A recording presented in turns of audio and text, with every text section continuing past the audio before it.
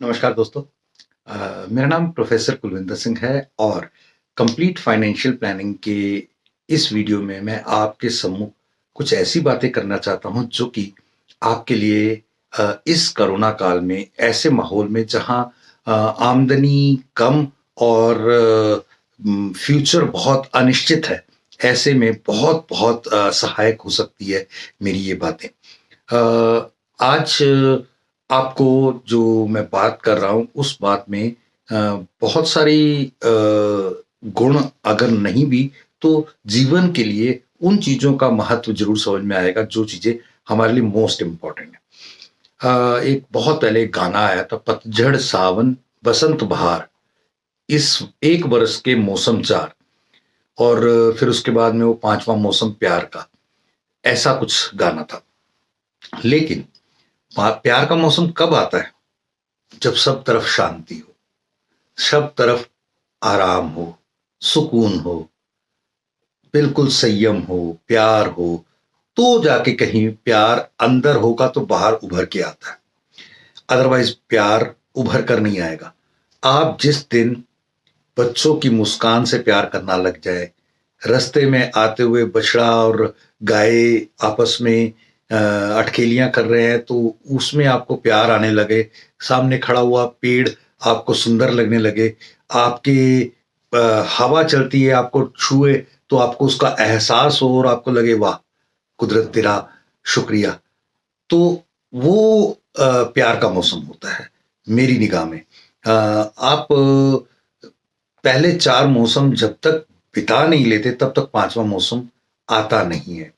तो पांचवें मौसम के लिए मैं अगर जीवन को थोड़ा सा और कट शॉर्ट करके तीन मौसम में जो हमारी भारत की परंपरा के अनुसार अगर पतझड़, सावन, बसंत, बहार को भी देख ले तो क्या है? पतझड़ में क्या है? सिर्फ पत्ते गिरते हैं, यानी वहां पर कुछ भी ग्रोथ नहीं है, यानी बुढ़ापा। सावन, सावन यानी जहां नई कोंपलें आती हैं, नया बचपन, है ना? सावन। बसंत, सब कुछ खिल जाता है और सब कुछ ऐसा लग जाता है कि यार अब तो कमाल हो गया। बहार, बहार का मतलब हो गया जिसमें हल्की हल्की ठंड है, बहुत ग्रोथ हो रही है, अच्छा है, खाने के भी अच्छे बहुत पकवान मिलते हैं, सब्जियां होती हैं और बाकी चीज़ों के लिए भी मौसम में भी कोई एक सुकून है, काम ज़्यादा कर सकते हैं वगैरह वगैरह। अगर यही चीज़ें जीवन के साथ जोड़ करके देखें कि जीवन में पहले सर्दियां हैं, जिसे आप कुछ भी कह सकते हैं, सावन कह सकते हैं, कुछ भी कह सकते हैं, कि जिसमें 0 से 25 साल तक कुछ करना नहीं है, कोंपलें निकल रही हैं, आपके जो आत्मनिर्भरता है वो शून्य है। आपका निर्भरता का लेवल बना रहे हैं आपके पेरेंट्स, आपको उगा रहे हैं, बना रहे हैं, संवार रहे हैं, निखार रहे हैं पेरेंट्स। जो चाहिए पेरेंट्स से, जो चाहिए पेरेंट्स से, आपको अपने घर की चिंता नहीं है, खाने की चिंता नहीं है, आपको खर्चों की चिंता नहीं है, आपको किसी भी चीज की चिंता नहीं है, सब चीजों का इंतजाम क्योंकि उन्होंने आपको पैदा किया इसलिए वो आपके लिए करते हैं। ऐसा एक मौसम जीवन में भी होता है। इसके बाद आ गया रेनी सीजन, यानी आप कह सकते हो इसमें बसंत और बहार का दोनों का संयोग मिल गया। जैसे रेनी सीजन, वर्षा ऋतु में क्या होता है, पानी बरसता है, उस बरसते हुए पानी में आनंद है, कई बार कीचड़ भी हो जाता है लेकिन बहुत सारी चीजें अच्छी होती हैं। अच्छी ठंडी लहर आती है, ठंडी पवन आती है और पानी इतना हो जाता है कि वो पानी संभाल के भी आगे के लिए यूज किया जा सकता है, चाहे खेतों में चाहे अदरवाइज। ये सब चीजें क्या है हमारे जीवन में जब कमाई आ रही है तो उस 25 से 50 साल का, 25 से 60 साल का ये वो सीजन है जिस सीजन में कमाई आ रही है, तो कमाई में से खर्चे हो रहे हैं, सब कुछ हो रहा है।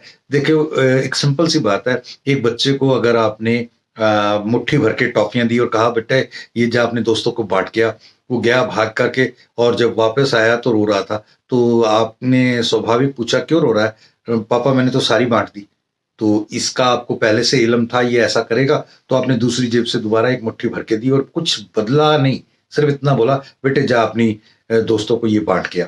अब की वो आया तो वो रोता हुआ नहीं आया था, अब की वो आया तो हंसता हुआ आया। तो बोला बेटा तू रो क्यों नहीं रहा? बेटा पापा मैंने ना जब जाते वक्त 200 टॉफियां निकाल के पहले ही अपनी जेब में अलग से रख ली थी, यानी कि ये बांटनी नहीं है। तो कहने का भाव, जब आप बारिश की ऋतु चल रही है, कमाई की ऋतु चल रही है और खूब कमाई आ रही है, खूब सिस्टम हो रहे हैं, खूब खर्चे हो रहे हैं, तो उस समय 2 टॉफियां साइड पे बचा के रख लो। 2 टॉफी का मतलब है 20% अपनी आमदनी का एक साइड पे बचा के रख लो, ताकि भविष्य में काम आए।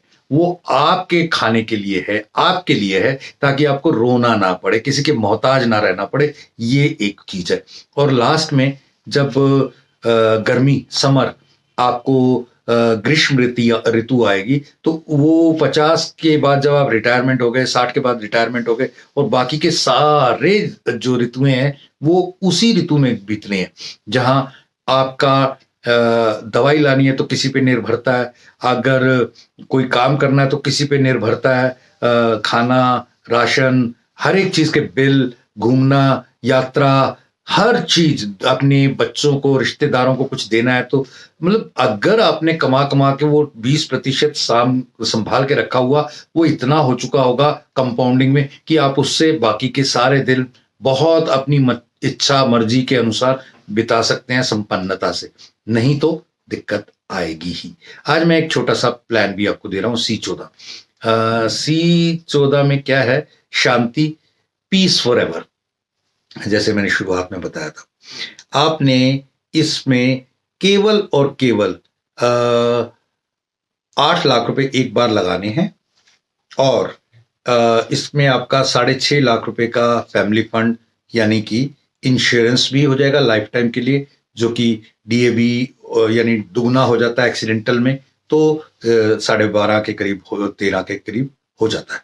और उसके बाद 15 साल के बाद अपना इन्वेस्टेड अमाउंट 8 लाख रुपए तो आप वापस ले लें, और बाकी की सारी उम्र 1 लाख रुपए प्रति वर्ष पेंशन भी लेते रहें।